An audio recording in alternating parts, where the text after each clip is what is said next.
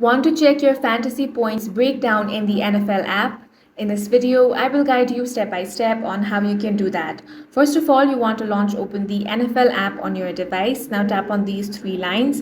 Here you will find the NFL Fantasy option. Select that. This will take you to the NFL Fantasy app. Now, if you do not have the NFL Fantasy downloaded on your device, go ahead and tap on the install option. Once it has been installed, launch open the NFL Fantasy app.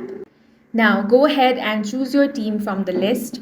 From your team page, scroll down to see your weekly matchup. Now tap on your team's score and you will get a full points breakdown showing exactly how each player earned their fantasy points through passing, rushing, receiving, and defensive stats. You can also tap on the individual player's name to view their detailed game log and see how every stat added up.